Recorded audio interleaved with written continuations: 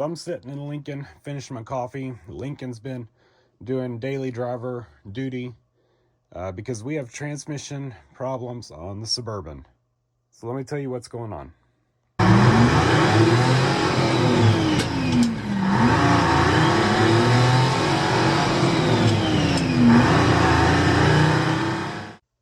All right, so as I mentioned, we've got transmission issues on the Suburban. If you recall, I rebuilt this transmission several years ago. It's got close to 100,000 miles on it. Did all the bulletproofing things that are normally recommended on a 4L60E rebuild. For the most part, it's been trouble-free since. I had one issue about 25,000 miles ago where it had an occasional high RPM start in what I assume was first. It almost seemed like a slip. Troubleshooting a little further, I was able to determine it was actually taking off in second, and I pulled the valve body and I installed a oversized AFL valve, and I have not had any issues with it since. That fixed the issue.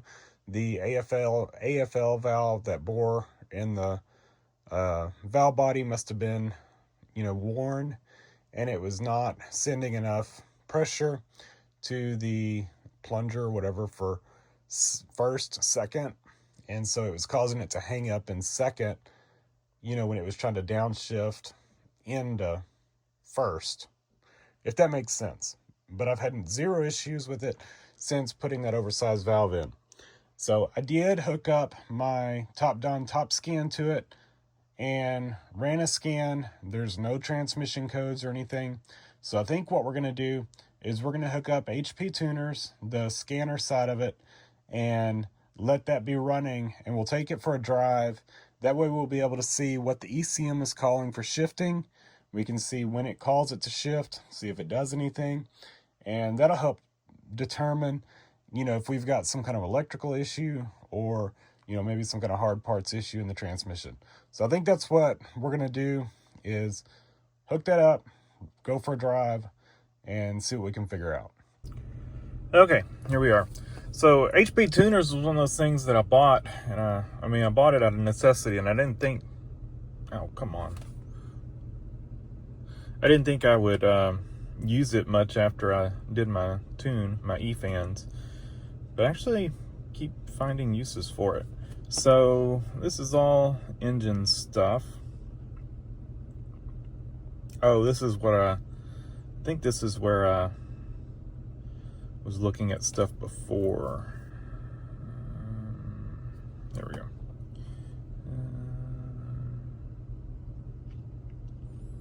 Transmission.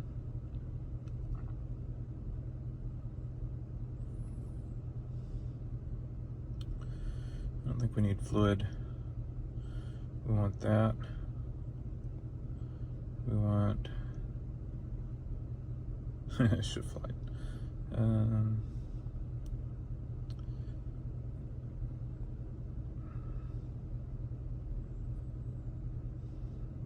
Come on. Guess I could use a mouse and get a little more.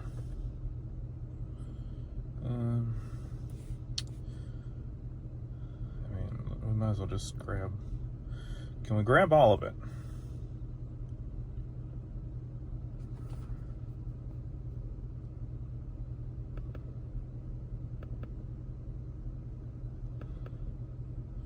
Because what we're going to do is we're going to data log this. And so I'm not sure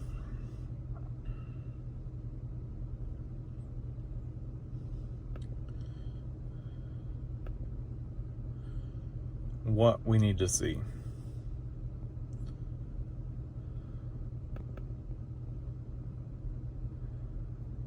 And my hope is we will see something messing up.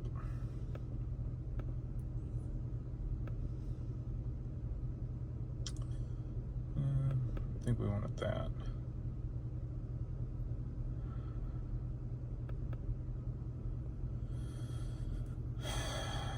I don't think we're having issues with the torque converter. But yeah, I think there's a lot of data there. I think we're gonna not put that in there.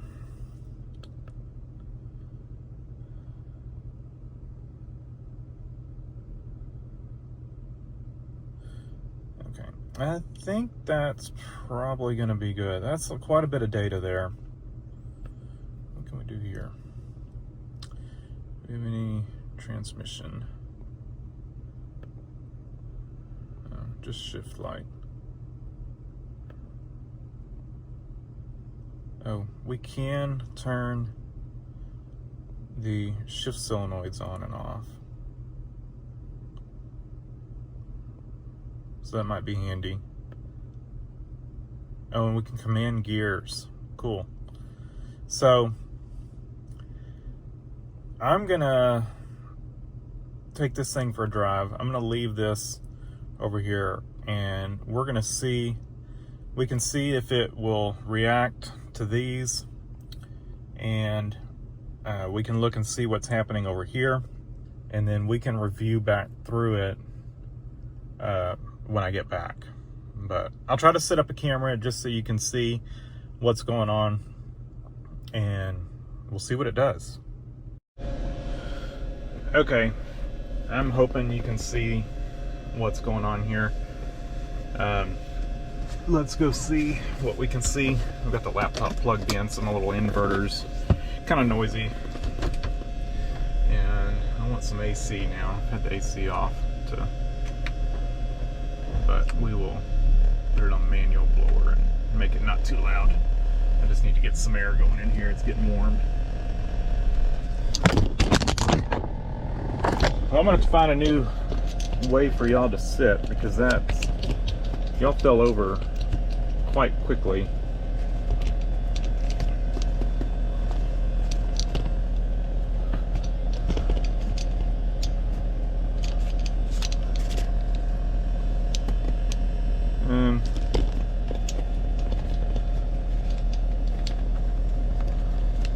I don't know. Is that better? I think that's more sturdy. Probably could have changed the angle of the lens a little bit too to give y'all a not so wide view. I don't think you necessarily need to see my leg, but whatever. I'm mainly concerned with the laptop.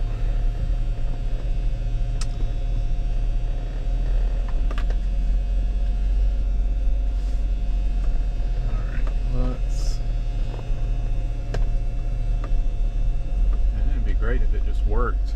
I had an issue like that where it was not wanting to shift to fourth, or maybe fourth was, I can't remember, and I was all worried about it. This was before I rebuilt it, quite a while before I rebuilt it. And then after it sat, I was driving it to work, and I think it lost fourth gear, and then as it sat at work, it fixed itself. So something just had hung up in the valve body. All right, so we've got it in drive. In theory, we should see normal shifting all the way up to overdrive. Let's see what we've got. Yeah, we're gonna have a delayed first because it has not shifted yet.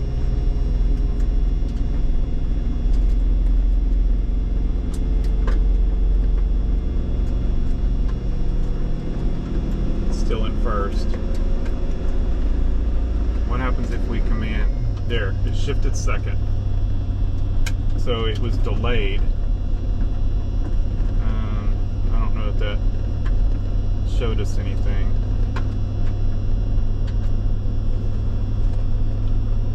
We're in second, I think.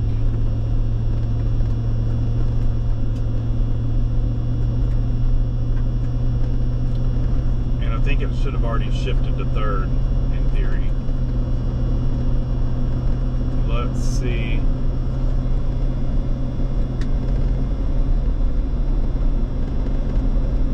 Nothing.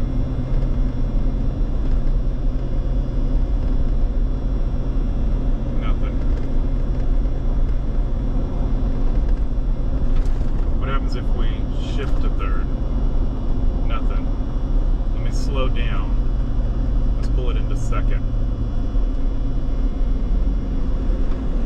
Alright, manual second, there's nothing there.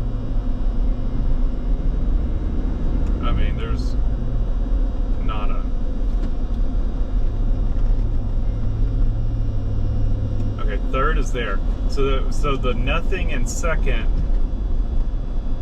that would confirm the downshift experience I was experiencing. If that makes sense. That when it downshifts into second, there's nothing there. So we're in manual second right now, but it's in first gear. And it will not shift into second. But if we go from third to second, if either it downshifts, if you get on the throttle and it downshifts,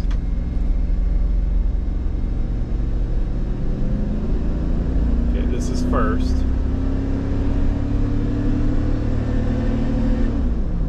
Third. Shifting from first to third. And then if we try not to stress our engine too much, we're going to slow down. Manually shift into second. And I mean, we might as well be in neutral. There's nothing here. Okay. If we drop further, pull it into first. First is there. And then, okay, and now I manually shifted into second, but it's in first. Third. So could we have a shift solenoid issue on 1-2, the 1-2 shift solenoid? I need to see, once we're in drive, I'm fairly certain though we're in third. So, because if we pull it into third, there's no difference.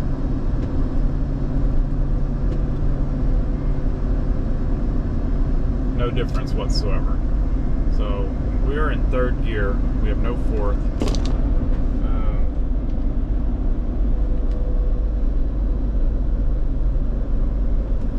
Commanding fourth, but I mean it thinks we're in fourth. Let's pull it into third. What happens if you command fourth while you're in third? It should in theory do it because it's telling us it's in fourth. And then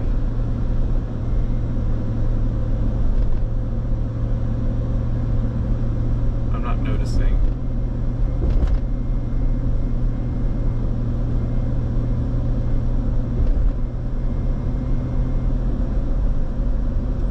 There's nothing, no difference. Okay. I think that gives us something. I don't know if we're gonna see any useful data, or I haven't paid any attention to anything going on over here.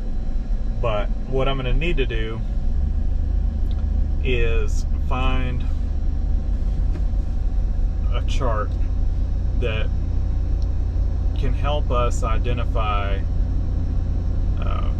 start eliminating issues. Like I said, I'd like to see what clutches are shared in second, the second gear clutches, what other gears.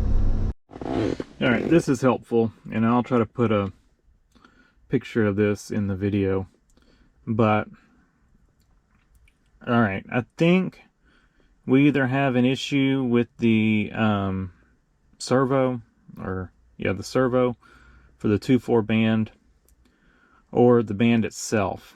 And what I was reading, you can check your in play on the cover itself and see if it has excess in play, and if it does, that would indicate a worn band.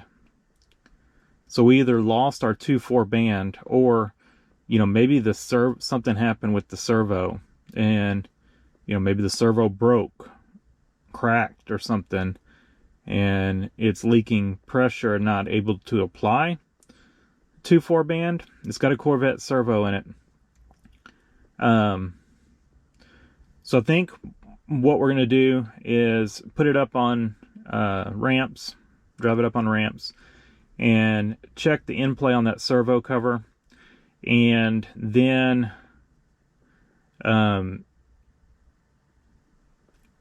take the servo cover off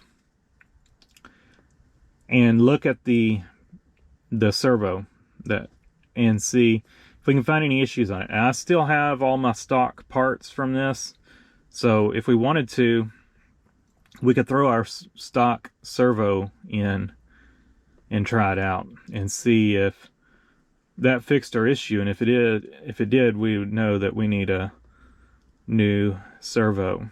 We're up under the transmission. The servo cover's under this heat shield. It's still kind of hot, so we're gonna be careful. And what we're gonna do is take that cover off, and we're gonna measure the free play, push in on the cover, and see how far in it goes. And there's a spec for it. Pretty much, I think it's like an 1/8 to a 16th. Don't quote me on that. I'll try to put the specs in here. Is normal, and then 3/16 or something to 3/16 evidently is about where you would lose 2nd, and 1/4 you'll lose 2nd and 4th. The fact that I instantly lost 2nd and 4th makes me think that it's not the band that's worn. That's what you're measuring, is basically when you're pushing in on that cover, it should be applying that band. And if it goes in 1/4, the band is so far worn that the servo cannot apply it, basically. I have a feeling what we're gonna find is that it's fine. I really feel like we have an issue with the servo itself, but we won't know until we check. Well, I'm having a hard time measuring, but to me it looks like 3/16 to 1/4. So oh man, I just hit the oil pan. It was hot. All right, it's hard to flip you all upside down. Sorry. Trying to get y'all in here where you can really see. Maybe that. You see there? What would y'all call that? I feel like it's more than an 1/8. I tried it again. I was able to get the tape measure in a spot, and I'm estimating about 1/4 inch of travel. So that is definitely excessive. What I'm hoping is there's something broke on the servo that's causing that excess. Just holding on to hope that I don't have to pull this thing and replace the band. Catching the fluid, I'm gonna let that drain. I just pushed in on the cover and got a screwdriver in here under the snap ring and was able to pop it out. And so there's our snap ring. If you don't have one of these indexable pry bars, this is a Titan from Amazon. These things are awesome. You can position this head wherever you want it, and it works great for something like this, trying to get in there and get it positioned just right. So I'm gonna let this drain for a minute. I'll put a link in the description of that pry bar if you want to pick up one. I got a couple different sizes. I opted for kind of a medium sized one, and this one's pretty dang handy. So all right, so we're in here looking. I pulled the cover off, and I did do this little trick, pull the O-ring out and cut it, so because the cover would not come off.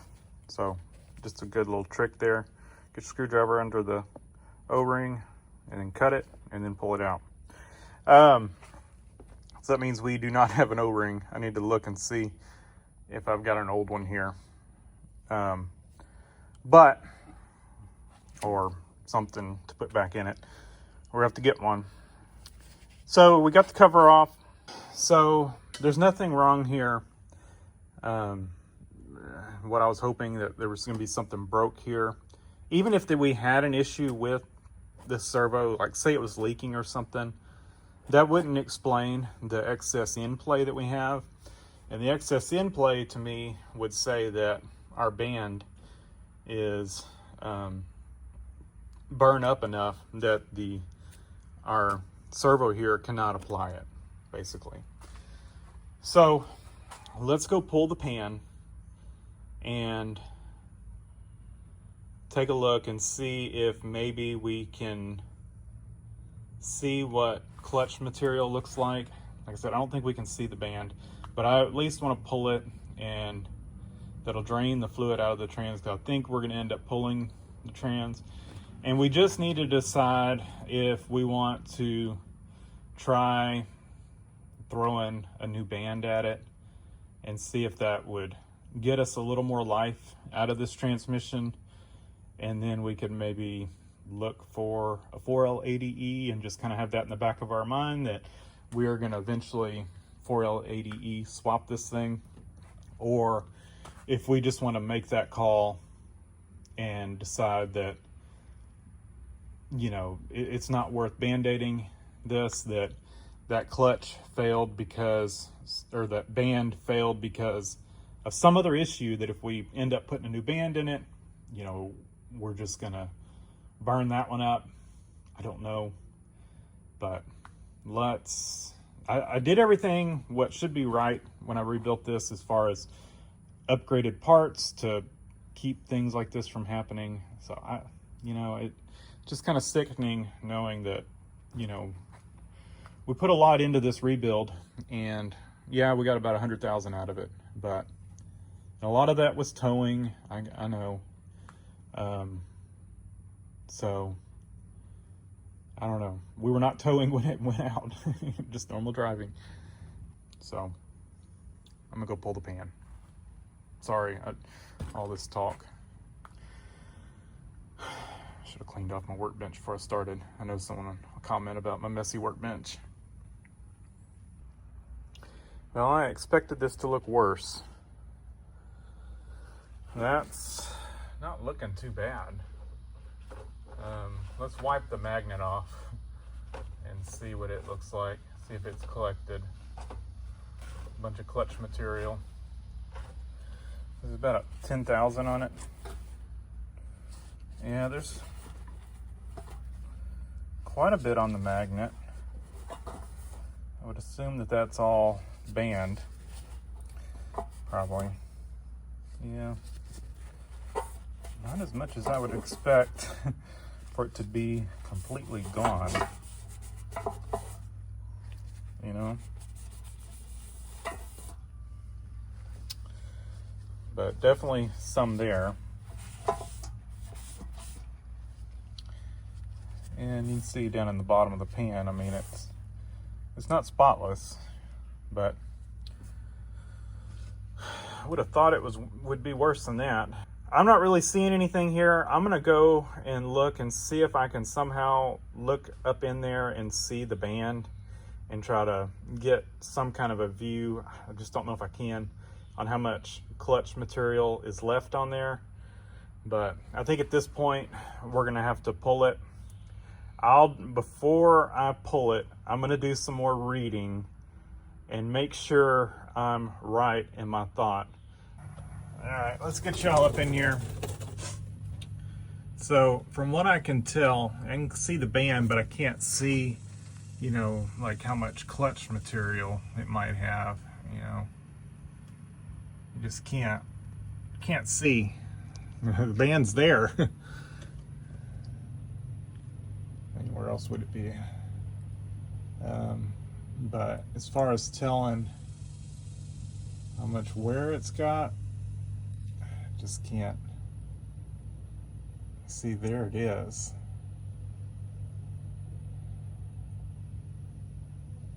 So I don't know. Let's get y'all in here and see about looking in the servo area. I mean, the bore looks good. I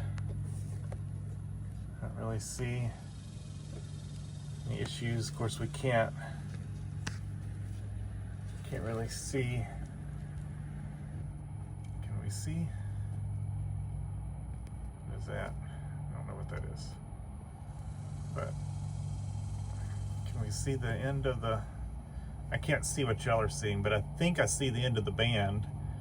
So where it should engage is there.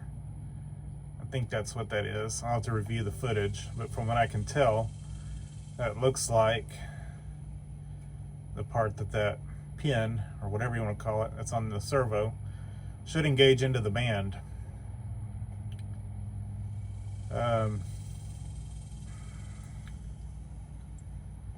Yeah, I don't know. I think, yeah. I don't know. I did a post on the, I think it's the LS1 forum or whatever, just to see if they could tell me if I'm missing something here, that it's something I should check before I pull the trans. And, you know, if there's something I should check that could have failed that caused the band to burn up, and what are thoughts on just slapping a band in it and putting it back together.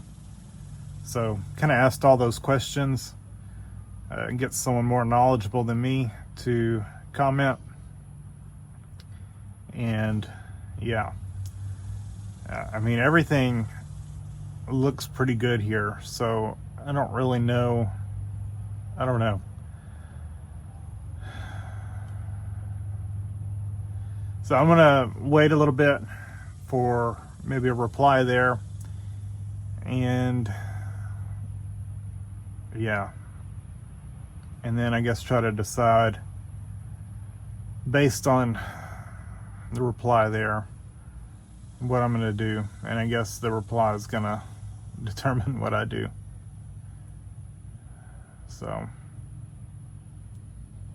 but it's looking like we're going to be pulling this. I'm fairly certain. It's just whether we slap it, we do a quick repair on it, put a band in it, slap it back together and put it back in, and cross our fingers and try to get a little more life out of it, or if we pull it and never put it back in and swap to a 4L80E.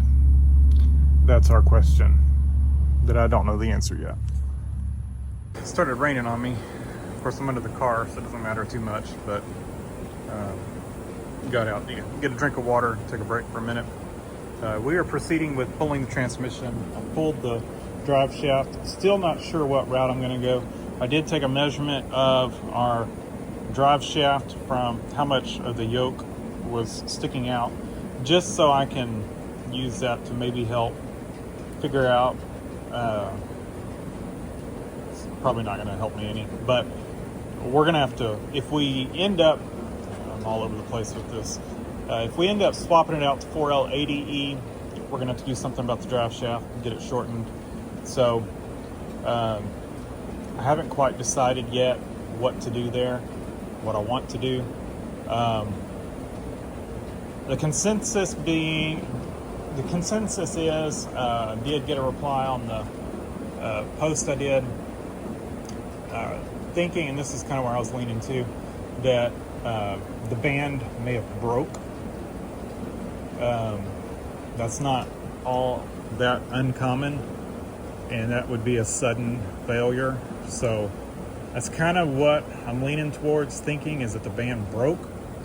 If that's the case, then I would potentially, like if it didn't burn up and it just broke, then I would maybe think about just putting a band in it, slap it back together and put it back in and just run it.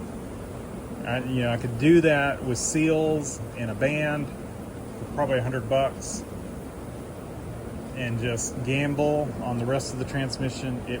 It was working.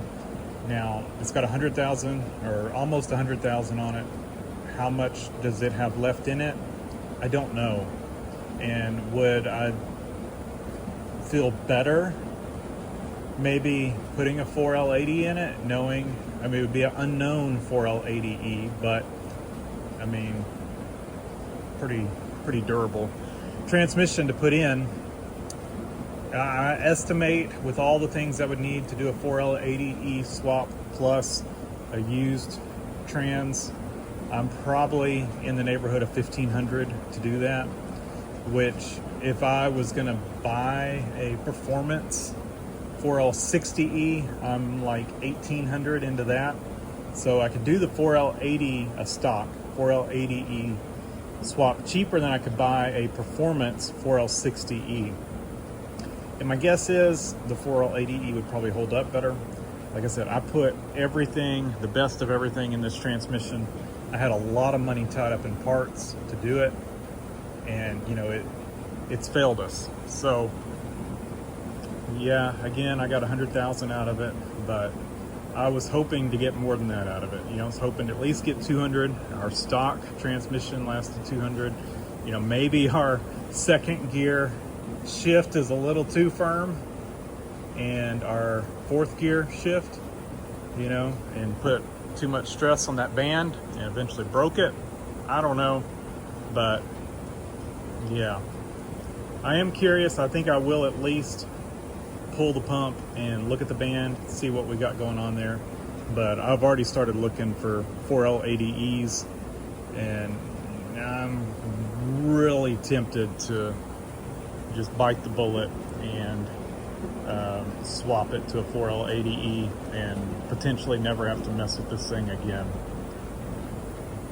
You know, or, you know, if I did, I could just go back with this, probably a stock 4L80E, and be, you know, cheaper doing that than, you know, an upgraded 4L60.